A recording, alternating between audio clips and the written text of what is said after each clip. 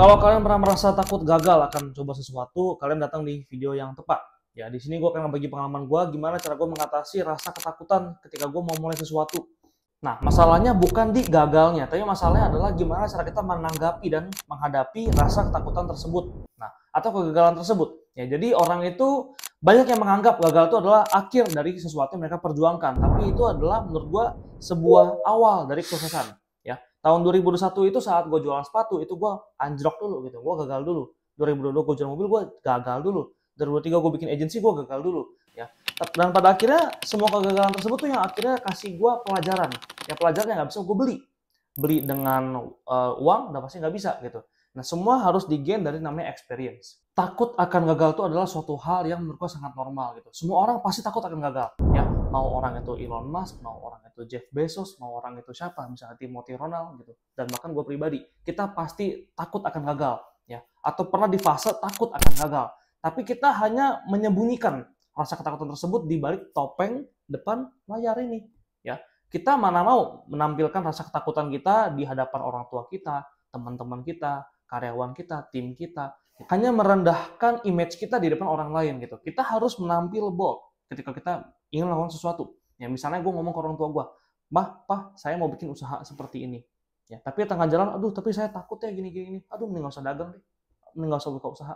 Ya, jadi kita harus terpaksa sembunyi di balik topeng pemberani. Ya, jadi kalau kita bicara takut akan gagal, pasti semua orang pernah ngalamin takut akan gagal. Sekarang posisikan diri lu sebagai direktur dari suatu perusahaan, oke? Dan suatu saat karyawan-karyawan lu ini ngalamin suatu masalah di mana misalnya bisnis lu ini udah mampet nih, lagi stuck, terus mereka ngomong sama lu, "Pak, ini kita gimana Pak ya? Aduh, saya takut nanti kita malah bangkrut perusahaannya Pak. Aduh, kita kalau revenue segini terus kita nggak akan bisa maju Pak. Aduh, kayak kita nggak bisa nge-scale up Pak." Nah, terus lu bayangin lu sebagai direktur lu ngomong, "Aduh, gimana ya? Saya juga takut, saya juga pusing." Apa nggak goblok muka lu depan karyawan lu itu loh. Nah, itu yang gue maksud, semua orang harus bisa menutupi rasa ketakutan. Lu harus bisa punya namanya poker face ya. Lu di depan senyum, tapi di balik lu anjing gue pusing.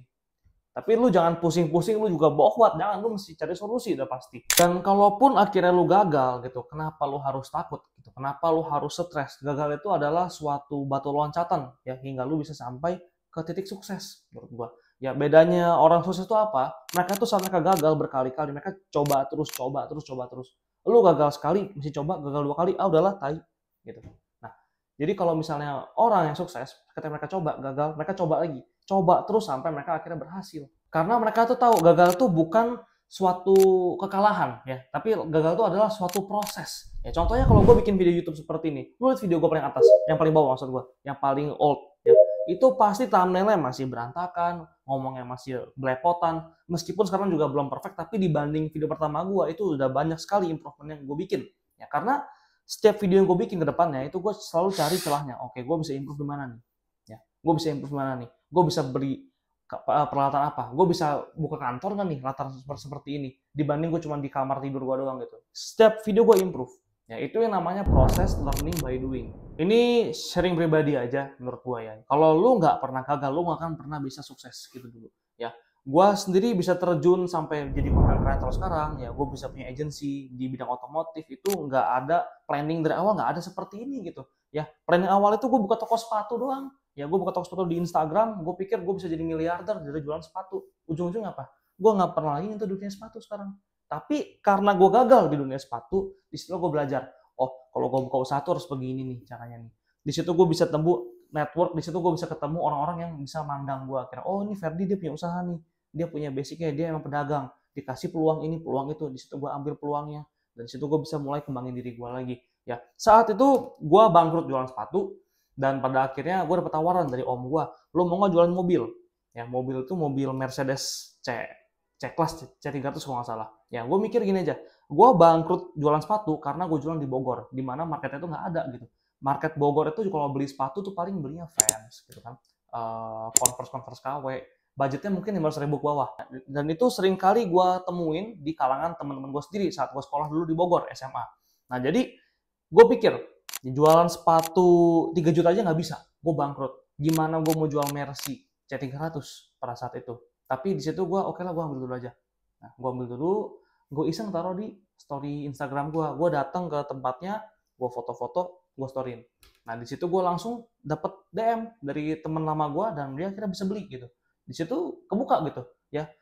Di sini gue mati, di sini gue lahir lagi kembali di industri yang berbeda. Semua karena apa? Karena kegagalan yang gue ngalamin.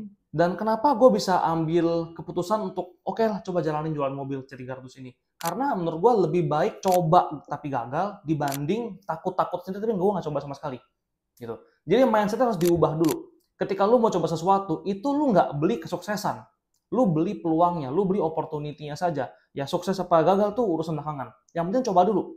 Ya. Kalau lu diem aja, lu nggak coba, itu juga resiko menurut gua. Karena lu nggak ngapa-ngapain gitu. Kita tinggal tunggu nih, waktu 10 tahun ke depan, kalau lu nggak ngapa-ngapain di hidup lu, akan jadi apa? Resiko bukan itu. Ya kan? Mama lu nanti sakit, bokap lu udah pensiun sakit, mungkin lu punya anak, lu punya calon istri, punya pacar. Calon mertua lu ketika lihat lu udah pacaran sama anaknya bertahun-tahun, dia bilang, kapan lu mau nikahin anak saya? Terus lu nggak punya duit gitu. Lu mau punya alasan apa? Ya, akhirnya lu ditinggalin, lu diselingkuhin, cewek lu cari cowok yang lain, dan lu diem. Lu hanya berdiam diri karena lu nggak pernah coba. Lu nggak pernah berani buat mencoba. Dan konteks mencoba sesuatu, takut gagal yang gue bahas di video ini nggak hanya konteksnya itu seputar dalam buka sebuah usaha atau bisnis ataupun kerja. Ya ini gue bahas in general. Ya, lu mau buka usaha, lu mau lamar kerja, lamar kuliah, ya apply buat sekolah, atau bahkan deketin cewek gitu. Itu semua berlaku ya. Lu harus berani diri dulu. Harus bold dulu. Lu kalau nggak coba, ya itu lu yang goblok sendiri gitu. Jadi lebih baik lu mencoba dulu, ya hadapin ketakutan lu, dan kita lihat akhirnya gimana. Kalau memang lu berhasil, good for you. Kalau memang nggak berhasil, kan lu bisa dapat pelajarannya. Ya, lu bisa introspeksi diri. Misalnya lu deketin cewek, ya, lu ditolak. Kenapa kamu nggak mau sama saya? Ya kamu soalnya miskin, misalnya gitu. Oh, di situ lu sadar diri. Oke, berarti gua harus memperkaya diri gua. Kayak gitu maksud gua, ya. Lu akan gain sesuatu dari kegagalan. Pasti. Ya selalu ada hikmah di balik setiap masalah yang datang di hidup lu. Dan gua selalu turut prihatin sama bingung sama teman-teman gua yang kalau saya gua tanya, "Lu lulus kuliah mau ngapain?" Mereka ada yang jawab, "Iya kayaknya gua mau bikin usaha ini nih. Gua kayaknya mau bikin YouTube channel deh. Gua kayaknya mau bikin ini, bikin ini." Kenapa lu nggak mulai dari sekarang? Gua bilang. Ya kan sekarang udah nganggur, lu tinggal nunggu wisuda misalnya gitu. Iya, soalnya gue masih takut ya gimana cara mulai. Gue masih bingung mulai gimana ya. Gue masih tunggu modal dari orang tua gue. Sebenarnya tinggal mulai. Sebenarnya tinggal mulai gitu. Apa yang perlu lu pusingin? Ya, lu masalahin modal. Sekarang kalau lu buka usaha, kalau emang usaha lu bener bagus, orang mana yang nggak mau invest di usaha lu? Ya, kecuali lu abal-abalan usaha nih. Nah, gitu kan. Kalau lu tahu lu bakal abal-abalan, kenapa nggak lu mulai dulu, trial error dulu?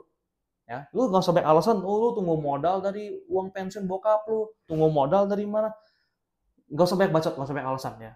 Jadi saran dari gue mulai aja dulu ya, biarin kalaupun gagal biarin saja gitu, kenapa harus peduli ya, karena semakin cepat lu gagal semakin cepat lu juga dapat pelajaran yang mesti lu petik untuk bisa mencapai titik sukses. Terima kasih semuanya, good luck.